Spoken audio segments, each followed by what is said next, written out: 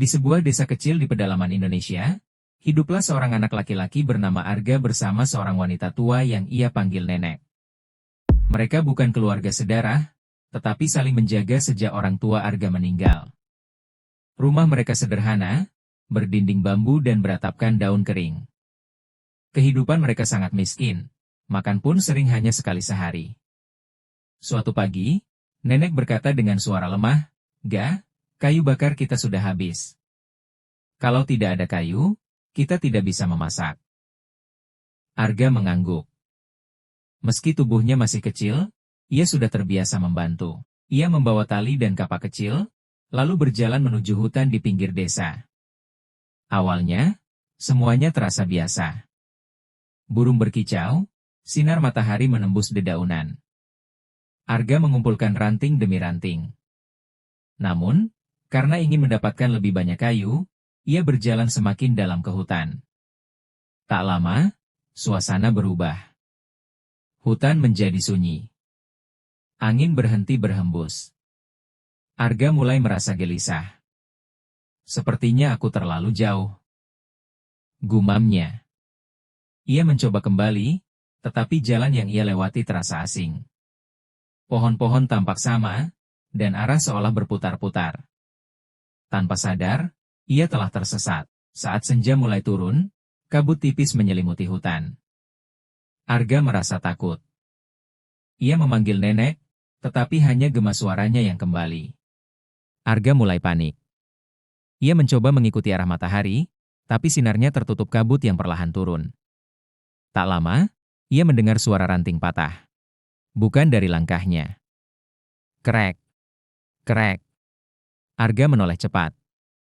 Tidak ada siapa-siapa. Namun perasaan diawasi semakin kuat. Arga semakin panik, ia tak tahu harus bagaimana. Sambil membawa kayu bakar yang ia dapat, Arga mencoba terus melangkah. Terus berjalan mengikuti arah, yang dia sendiri tak tahu arah tujuannya. Sejenak Arga berjalan, tiba-tiba dia melihat bayangan yang menurutnya ia kenal. Arga merasa tenang, dalam penglihatannya, dia melihat sosok yang menurutnya tidak asing. Yah, Arga melihat bahwa bayangan itu adalah neneknya. Arga mencoba memanggil, "Nenek, nenek," namun tidak ada jawaban. Akhirnya Arga mencoba mendekati bayangan itu. Namun, semakin dekat dengan bayangan itu, semakin jelas bahwa bayangan itu bukan neneknya.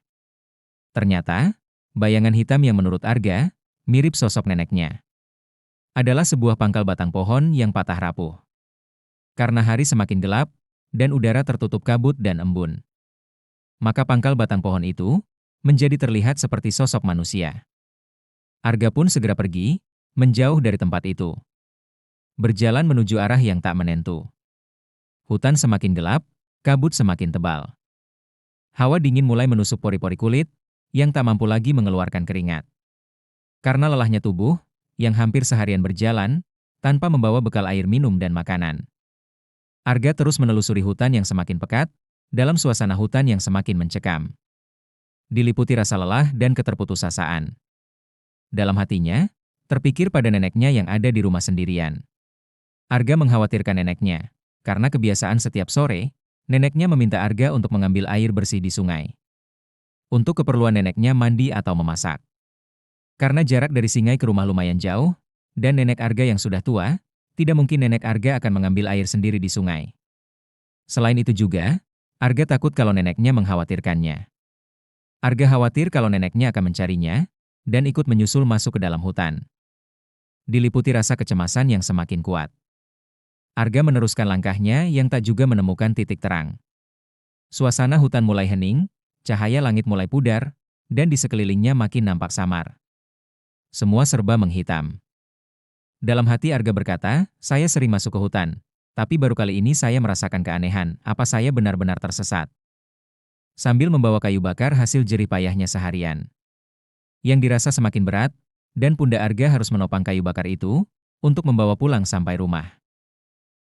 Arga mengkhawatirkan neneknya, karena kebiasaan setiap sore neneknya meminta Arga untuk mengambil air bersih di sungai, untuk keperluan neneknya mandi atau memasak. Karena jarak dari sungai ke rumah lumayan jauh, dan nenek Arga yang sudah tua Tidak mungkin nenek Arga akan mengambil air sendiri di sungai. Selain itu juga, Arga takut kalau neneknya mengkhawatirkannya.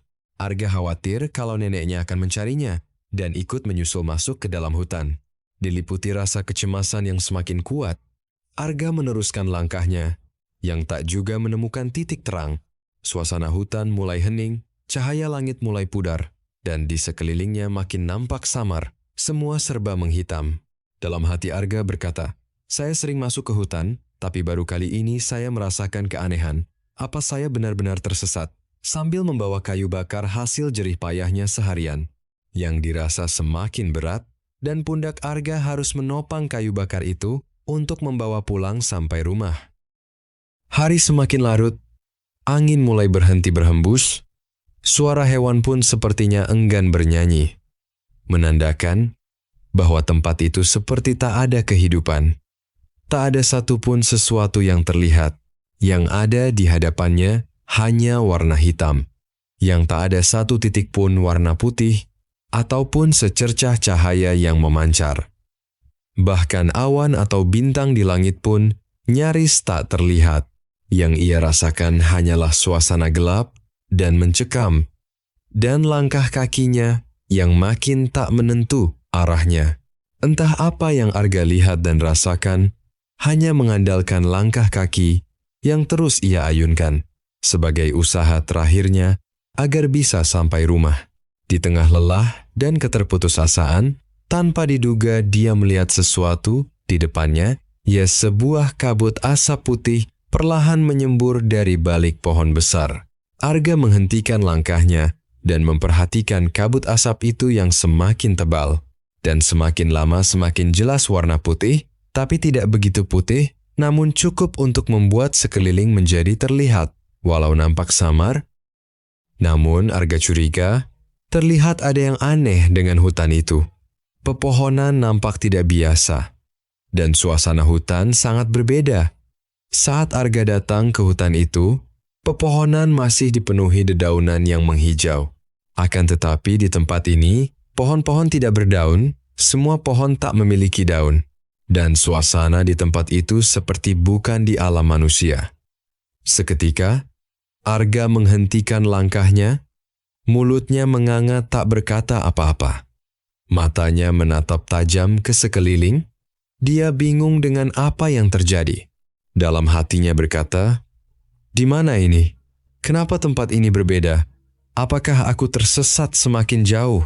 Namun seketika di depan Arga, muncul gumpalan asap yang tebal. Asap itu menyembur pelan tetapi padat, sehingga menimbulkan efek sebuah pintu gerbang yang menandai perbatasan antara dua alam yang berbeda. Kaki Arga gemetar, mulutnya seperti terkunci, tak bisa mengucapkan kata-kata dengan tanpa disadari matanya melotot. Tiba-tiba, tanah di depannya bergetar pelan. Dari balik kabut, muncul sosok besar, seekor kerbau raksasa dengan mata merah menyala dan wajah yang menyeramkan. Nafasnya berat, dan tanduknya melengkung tajam. Arga gemetar. Kakinya lemas. "Jangan takut, anak kecil," suara berat itu terdengar, namun anehnya lembut. Arga terkejut. Kamu siapa?" "Aku adalah penjaga hutan ini. Banyak manusia menyebutku siluman kerbau," jawab makhluk itu. Meski wujudnya menakutkan, suaranya tidak jahat. Arga memberanikan diri berkata, "Aku tersesat. Aku ingin pulang ke nenekku." Siluman kerbau itu menatapnya beberapa saat, lalu mengangguk. "Aku tahu jalan keluar. Tapi tidak semua manusia bisa kembali setelah masuk ke dunia ini." "Dunia ini?" tanya Arga bingung. "Ini bukan hutan biasa.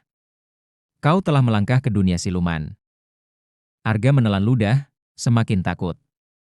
Siluman kerbau itu lalu mendekat perlahan. "Aku akan membantumu. Tapi ingat, jangan pernah kembali ke sini tanpa izin." Arga mengangguk cepat. Siluman itu menyuruh Arga naik ke punggungnya. Dengan langkah berat namun pasti, ia berjalan menembus kabut. Di sepanjang perjalanan, Arga melihat hal-hal aneh. Bayangan bergerak sendiri, pohon yang berbisik, dan cahaya-cahaya kecil melayang di udara. Namun, tak lama kemudian, kabut mulai menipis. Suara jangkrik kembali terdengar. Aroma tanah desa yang familiar menyapa. "Turunlah," kata siluman kerbau. Arga turun dan melihat, ia sudah berada di pinggir hutan dekat desanya. "Terima kasih. Terima kasih banyak," kata Arga dengan mata berkaca-kaca. Siluman itu mengangguk. Lalu ia berkata, "Aku tahu kau dan nenekmu hidup dalam kesulitan." Dari bawah kakinya, ia mengeluarkan sebuah kantong kecil dari anyaman daun. "Ambillah ini. Gunakan dengan bijak. Jangan serakah." "Apa ini?"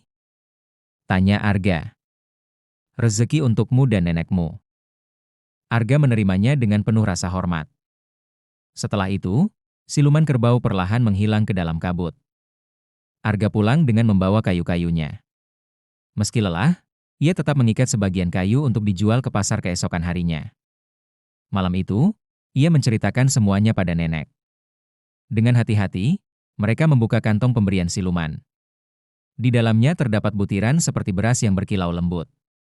Saat dimasak, beras itu tidak habis-habis.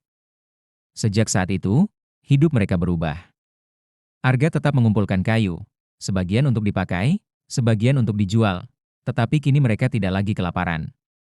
Namun Arga tidak pernah lupa perjalanan di hutan itu.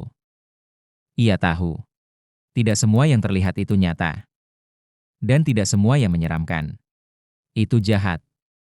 Jauh di dalam hutan, siluman kerbau itu tetap berjaga, dengan wajah mengerikan, namun hati yang tulus, menjaga keseimbangan antara dua dunia.